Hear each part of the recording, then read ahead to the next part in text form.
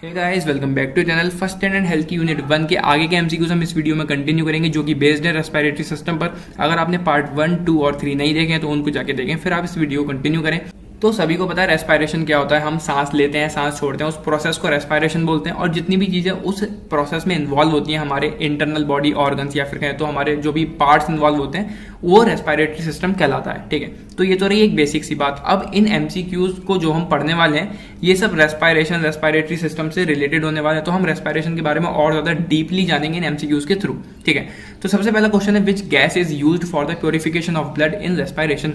Respiration process के अंदर कौन सी गैस यूज होती है ब्लड को प्योरीफाई करने के लिए? ऑक्सीजन, हाइड्रोजन, नाइट्रोजन या फिर कार्बन डाइऑक्साइड। तो आंसर बहुत सिंपल सा है, ए ऑक्सीजन, क्योंकि ऑक्सीजन हम इनहेल करते हैं और कार्बन डाइऑक्साइड को हम एक्सहेल करते हैं। तो जब ऑक्सीजन हमारी बॉडी के अंदर आता है तो उससे हमारी रेस्पिरेशन से क्या होता है, हमारा ब्लड प्योरीफाई हो जाता है। नेक्स्ट है, what is the effect on respiration rate. इनमें से कौन सी चीज रेस्पिरेशन रेट पर इफेक्ट डालती है? रेस्पिरेशन रेट मतलब जो हम सांस ले रहे हैं उसका रेट कितना चल रहा है। ठीक है, रेट प्राइस वाला नहीं कि वो कितनी तेजी से चल रही है, वो वाला rate. To exercise and run, to play and run, worry and fear या फिर ऑल ऑफ द अबव। तो अगर हम एक्सरसाइज कर रहे हैं या फिर भाग रहे हैं तब भी हमारे रेस्पिरेशन रेट पर इफेक्ट पड़ेगा। हम बहुत ज्यादा, हमारी सांस फूलने लग जाते हैं, हमारी सांसें तेज चलने लगती हैं। अगर हम खेलेंगे या फिर भागेंगे तो सेम चीज होगी। वरी एंड फियर, अगर हम बहुत ज्यादा चिंता करेंगे या फिर बहुत ज्यादा डर जाएंगे तो भी हमारी रेस्पिरेशन रेट पर इफेक्ट पड़ता है। तो इसलिए इसका आंसर है D, all of the above. ठीक है, ये सारी चीजें हमारे रेस्पिरेशन रेट पर इफेक्ट डालती हैं।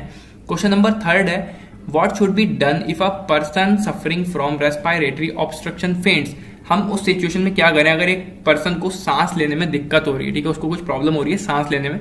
Should be seated on a chair, उसको चेयर पे बिठा दें। Should be sprinkled water on the face, उसके चेहरे पर हम पानी की बूंदें छिड़कें। शुड सीपीआर, या फिर he should lie on the bed, या फिर उसको बेड पे लिटा दें।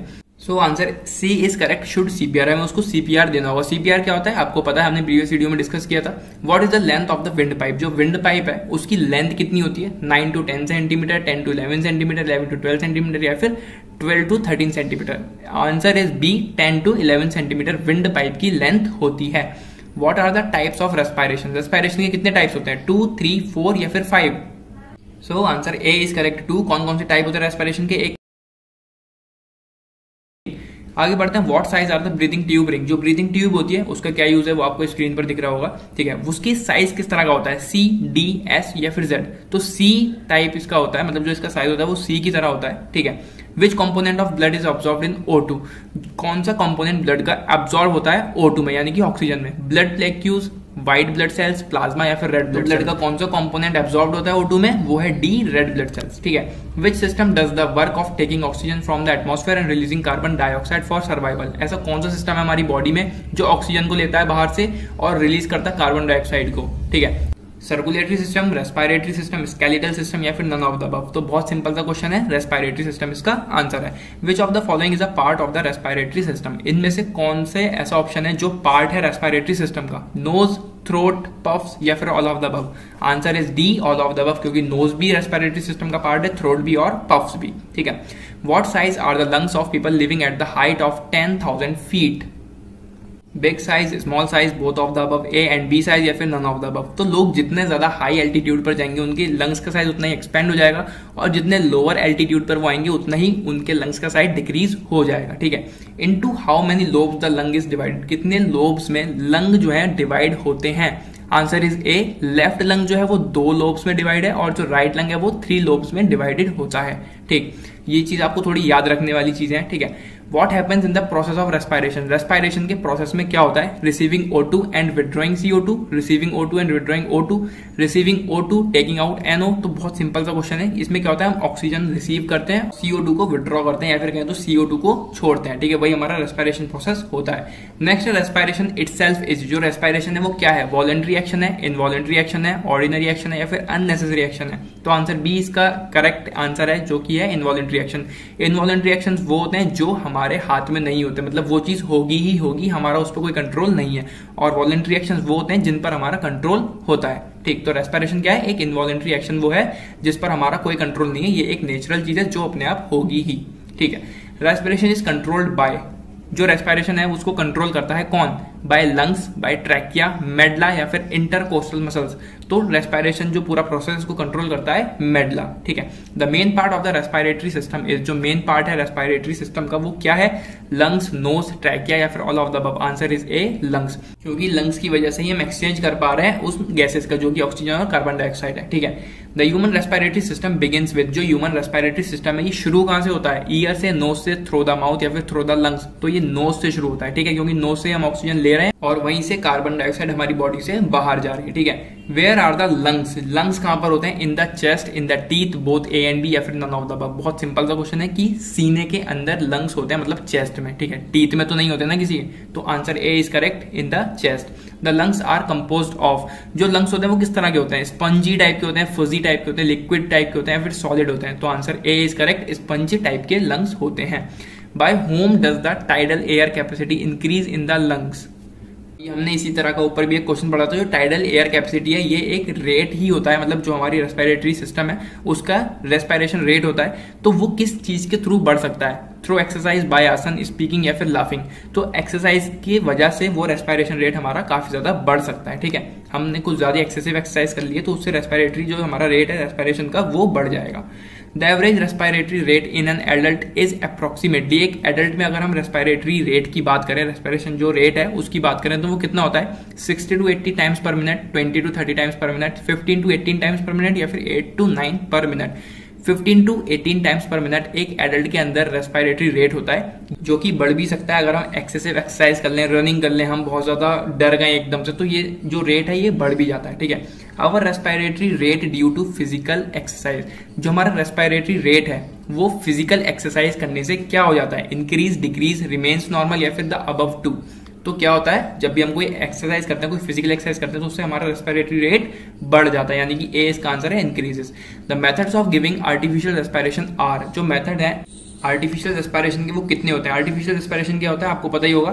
जब किसी पर्सन को सांस नहीं आ रही होती, किसी इंसान को सांस नहीं आती है तो उसको आर्टिफिशियल तरीके से हम सांस देते हैं, मतलब एक्सटर्नल फैक्टर से हम उसको सांस देते हैं, उसको नेचुरली सांस नहीं आ रही है, ठीक है। तो वो कौन कौन से दो तरीके होते हैं? एक पॉजिटिव प्रेशर वेंटिलेशन और एक नेगेटिव प्रेशर वेंटिलेशन, ठीक है। तो ये दो टाइप्स होते हैं आर्टिफिशियल रेस्पिरेशन के, ठीक है। नेक्स्ट है the right lung is divided into how many lobes. अभी हमने ऊपर जाना कितने लोब्स में राइट लंग डिवाइडेड होता है? 3 में, ठीक। Tidal air capacity in the lungs is formed by, tidal air capacity यानी कि जो रेस्पिरेटरी रेट होता है वो बढ़ जाता है, वो किस चीज से बढ़ जाता है? विद एक्सरसाइज, रिलैक्सिंग, स्पीकिंग या फिर लाफिंग। तो answer A is correct, with exercise, ठीक है। तो इस तरह से सेम आंसर हो सकता है लेकिन क्वेश्चन आपसे घुमा के पूछा जा सकता है, ठीक।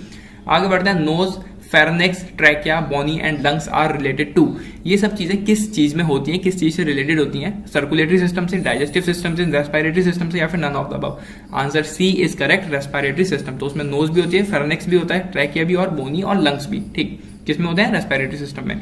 विच air is drawn in by human respiration, कौन सी एयर अंदर आती है हमारे ह्यूमन रेस्पिरेशन प्रोसेस में? ऑक्सीजन, नाइट्रोजन, कार्बन डाइऑक्साइड या फिर none of the above. Answer A is correct, oxygen. तो ऑक्सीजन ही तो लेते हो, ठीक, और कार्बन डाइऑक्साइड हम छोड़ते हैं।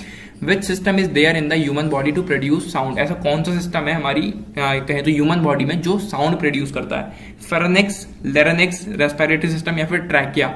आंसर है सी, रेस्पिरेटरी सिस्टम। हमारी बॉडी में एक ऐसा प्रोसेस है, एक ऐसा सिस्टम है जो साउंड को प्रोड्यूस करता है। The instrument used to measure the exhaled breath is, ऐसा कौन सा इंस्ट्रूमेंट है जो एक्सेल्ड ब्रीथ को मेजर कर सकता है? एक्सेल्ड ब्रीथ मतलब जब हमने सांस छोड़ी है तो उसको कौन सा इंस्ट्रूमेंट मेजर कर सकता है? बैरोमीटर, थर्मामीटर, स्पायरोमीटर या फिर none of the above. Answer is C, spirometer exhaled breath को मेजर कर सकता है, ठीक। How many kinds of respiration are there, कितने तरह के रेस्पिरेशन होते हैं? वही क्वेश्चन आ गया फिर से, कितने होते हैं? 2। Answer is A 2। The wall of the human trachea is made of, जो वॉल होती है ह्यूमन ट्रैकिया की वो किस चीज से बनी होती है? O shaped cartilage, C shaped cartilage, complete bone या फिर complete cartilage. Answer is B, C shaped cartilage, ठीक है। कुछ क्वेश्चंस ऐसे होंगे जो आपको थोड़े याद करने पड़ेंगे, ठीक है। हर चीज ऐसी नहीं होती है हम समझा दें और वो समझ आ जाए, कुछ चीजें हमें याद भी रखनी होती है, कुछ छोटी मोटी टर्म्स होती है जो हमें याद रखनी होती है। तो इन क्वेश्चंस को उसी तरह से लें कि थोड़ा इनको दिमाग में बैठाते हुए चलें, ठीक।